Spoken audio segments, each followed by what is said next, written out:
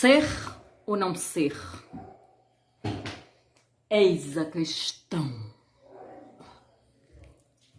Olá, eu resolvi começar esse vídeo, com uma frase clássica do grande dramaturgo William Shakespeare, para contar um pouquinho como foi que eu tive acesso pela primeira vez, de forma mais consciente, à dramaturgia do Shakespeare.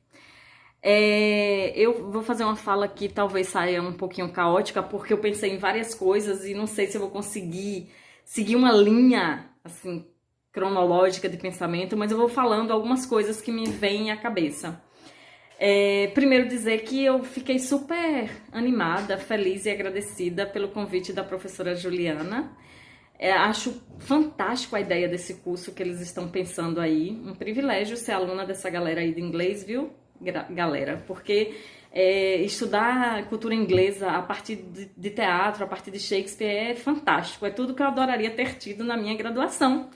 Então, muito bom, parabéns, fiquei muito feliz. E vou falar no geral como é que o teatro atravessou e atravessa a minha vida, mas eu quis começar pelo momento em que eu tive uma certa, conscientemente eu tive acesso a essa dramaturgia, que foi um momento muito, muito especial, assim, marcou muito a minha vida.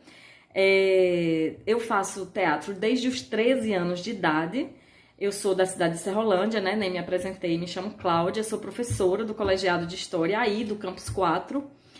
E em Serrolândia, o primeiro acesso que eu tive a teatro foi primeiro na escola. Sempre na escola a gente faz alguma coisa e aí aquilo desperta em algumas pessoas e falam assim, não, isso aqui, eu quero isso pra minha vida. E aos 13 anos de idade chega um cara de fora, lá em Serrolândia, para morar, por motivos muito pessoais, e começa a juntar os adolescentes para fazer teatro. Eu não sabia direito o que era, mas eu fui, e acabou que esse grupo se reunia na garagem da minha casa, Eu fui criada por um pai super rígido, mas que, como eu tinha duas irmãs mais velhas e a gente já começava a se aproximar da igreja, da ala da Teologia da Libertação, as coisas foram acontecendo e esse pai cedeu essa garagem que ficava bem no fundão assim da casa e a gente se reunia lá. E a gente montou o primeiro GTS, Grupo Teatral de Serrolândia. Quanta criatividade nesse nome, Mas essa experiência foi fundamental para minha vida, porque esse cara trazia uns exercícios de teatro que era muito fora de um padrão, assim, de mexer com o corpo.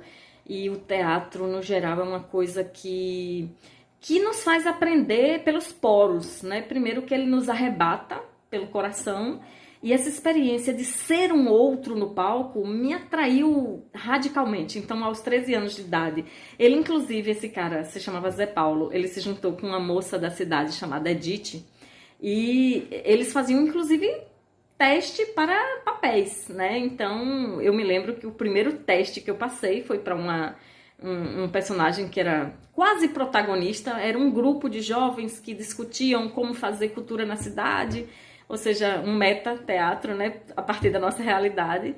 E essa experiência durou uns anos e a partir dessa experiência nunca mais eu deixei de fazer teatro. Logo depois a gente montou um espetáculo na igreja, se chamava Natal de Esquina, era uma dramaturgia que já existia e a gente sempre montava do nosso jeito, Era muito interessante porque nós não tínhamos muita noção do que era iluminação, técnica de som, diretor. A gente não tinha acesso a esses termos técnicos do teatro. A gente fazia tudo com muita intuição, mas com muita criatividade e com muita não julgamento, Então a gente fazia um teatro também muito político dentro da própria igreja, para denunciar uma série de injustiças que aconteciam na própria cidade, porque esse grupo quase todo mundo era de movimento de juventude ligado à Igreja da Teologia da Libertação. Esse grupo que eu tô falando já é o segundo grupo, que a gente tinha como nome Cala a Boca Já Morreu, era um grupo mais ou menos de 18 pessoas, Aí eu já tinha por volta dos 16, 15, 17 anos por aí. E esse grupo fez muita coisa, né? A gente fazia um teatro, como eu falei, mais político, mais de denúncia, um teatro que incomodava, inclusive, o poder público local, porque a gente muitas vezes colocava personagem em cena que só mudava o nome, mas quem assistia sabia claramente quem era quem, e a gente fazia muito essas discussões que a gente só descobriu que era marxista depois que acessou a universidade, mas enfim. Então, aos 17 anos, eu já tinha ouvido falar de Augusto Boal, de José Celso Martinez, Correia. Eu não tive uma formação oficial, ou seja, né, não tinha tido um acesso a uma educação formal em teatro, mas a gente ouvia coisas. E esse grupo de Serrolândia, ele tinha muita troca com o grupo de Jacobina, que era o Lunarte, que na época era professor Walter, Joelma, Cícero Matos, Ivan, Aquino, Aurivone, essa galera que todo mundo de Jacobina conhece. A gente tinha muitas trocas, então às vezes a gente levava o espetáculo deles para Serrolândia, eles levavam a gente para Jacobina e a gente fazia oficina junto, então tinha essa troca bacana também. Mas aos 17 anos, eu e minha irmã Vânia fomos para São Paulo visitar uma amiga.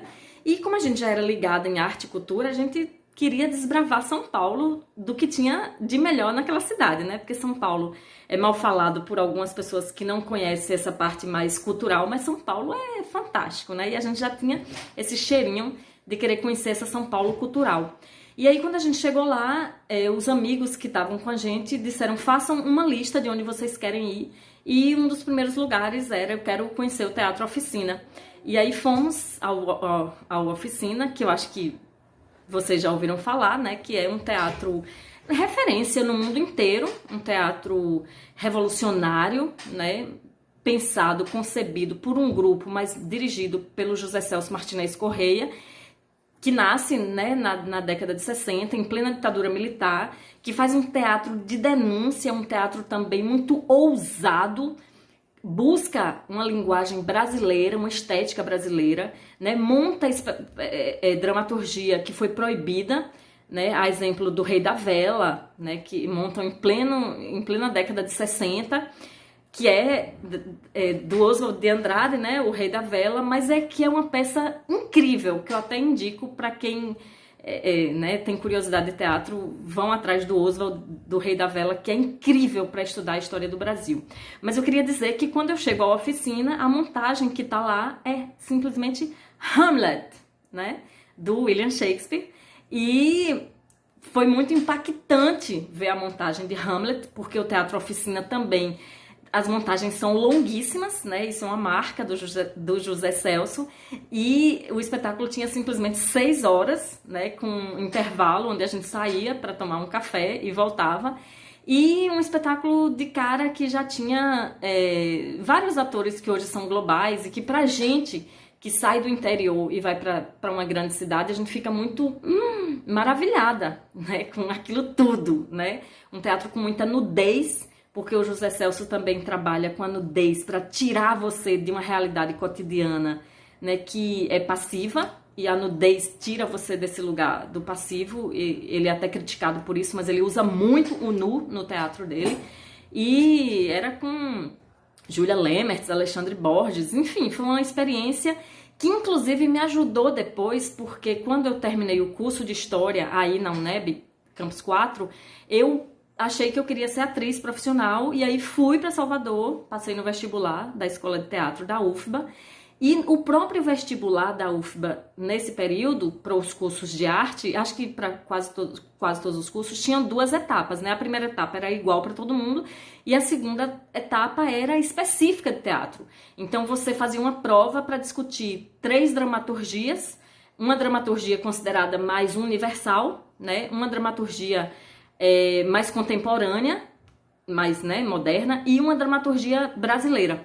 E caiu simplesmente Hamlet para eu discutir e para mim me ajudou muito, inclusive na entrevista, né, que você faz um teste prático também, meu curso era interpretação teatral, e quando eu disse lá que eu tinha, né, ido ao Teatro Oficina, todo mundo arregalou os olhos e entra também uma revelação de um preconceito. Nossa, você do interior foi ver o Teatro Oficina?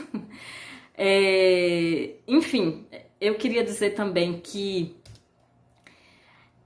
eu tô falando que eu tive que eu tive acesso a essa dramaturgia shakespeariana, sei lá como é que diz, aos 17 anos, mas eu tenho a impressão que nós temos acesso a fragmentos da dramaturgia de Shakespeare desde muito cedo, porque nós brasileiros, mesmo quem é nascido no interior, quem é filho de pai e mãe, que teve acesso a pouco letramento, mas a gente é da cultura da telenovela, né?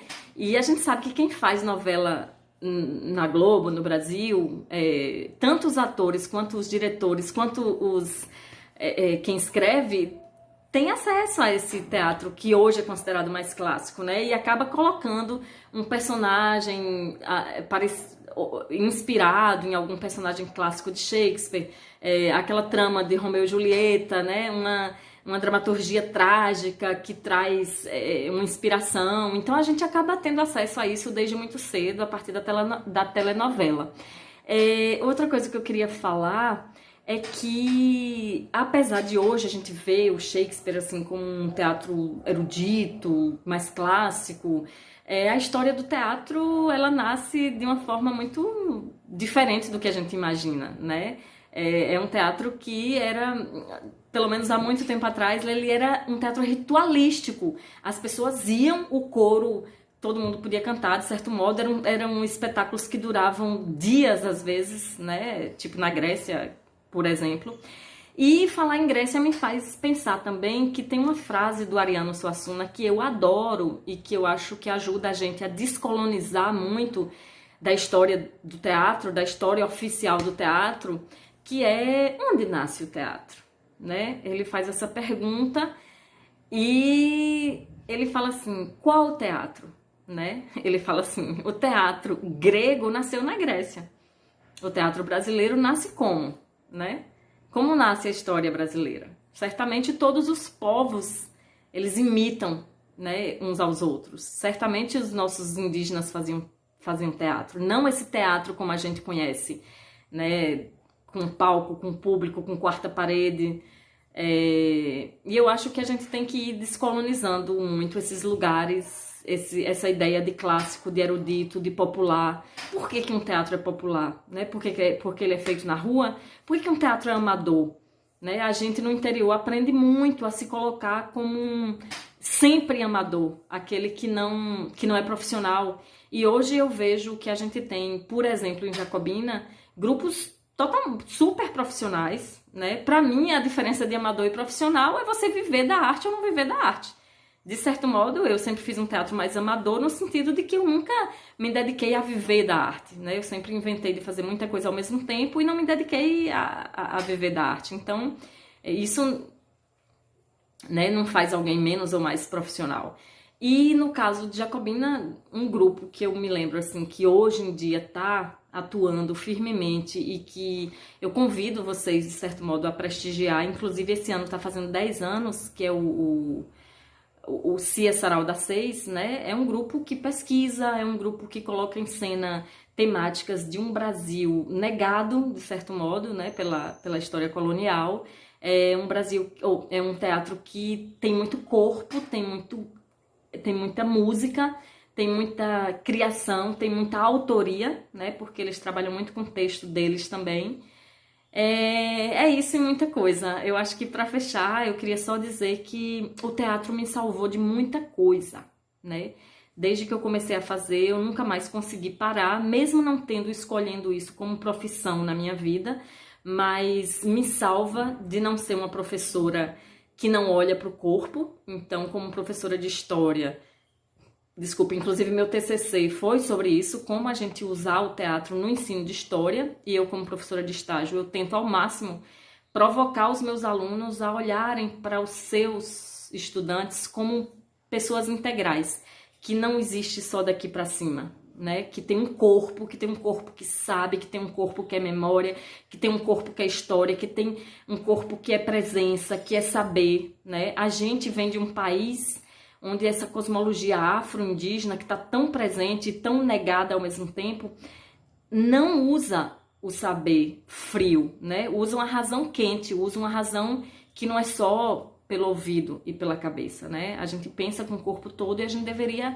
usar mais disso, porque isso é uma sabedoria que nem todo mundo consegue ter, é uma sabedoria muito transversal, muito que olha o mundo com um olhar muito mais amplo. Enfim, acho que eu não fiz uma fala com uma lógica de início, meio e fim, mas eu queria dizer isso, que o teatro me salvou de timidez, o teatro me salvou de pensar o mundo com o corpo, o teatro me salvou de entender politicamente como as coisas funcionam, né? Porque aprender política pelo teatro para mim foi muito importante, como pessoa me formou muito. E convidar vocês a mergulharem nesse curso, né? Aproveitar esse saber que esses professores de inglês estão proporcionando para vocês. É ótimo ter acesso a uma dramaturgia que a gente considera mais clássica. Dramaturgia é uma delícia, né? Pela leitura dramática, a gente aprende muita coisa sobre o mundo, sobre o Brasil. Convidar vocês também a começarem a acessar os nossos dramaturgos, que tem dramaturgos incríveis, maravilhosos, né? Como eu já citei alguns, e vou citar também o Nelson Rodrigues, que apesar de ser um outro caminho do teatro, mas eu considero um gênio, né? Mesmo com questões machistas e que hoje a gente discutiria, mas a linguagem, a forma como ele usa as palavras, eu adoro, né? A forma como ele pensa as cenas é muito incrível e também é uma crítica ferrenha à moralidade burguesa brasileira. Então, eu gosto disso. Acho que é isso, obrigada e a gente pode voltar a conversar. E eu fico muito feliz de ter conseguido passar essa minha paixão pelo teatro para minha sobrinha Clara, já que eu não pude ser uma atriz profissional, porque eu tinha que pagar minhas contas e aí tive que trabalhar em outros espaços, né? Não sou frustrada com isso, mas eu não pude, ninguém me sustentou para eu fazer teatro, eu não tinha bolsa na época, a gente não tinha uma certa facilidade, a família não deu esse apoio necessário financeiro. E eu fico muito feliz que isso ficou na família. Minha sobrinha é atriz, é diretora, é dramaturga, a minha sobrinha Clara, que vai estar com vocês também. Então, um beijo, obrigado. E eu espero ter conseguido dizer o que eu queria. Beijo, Juliana, e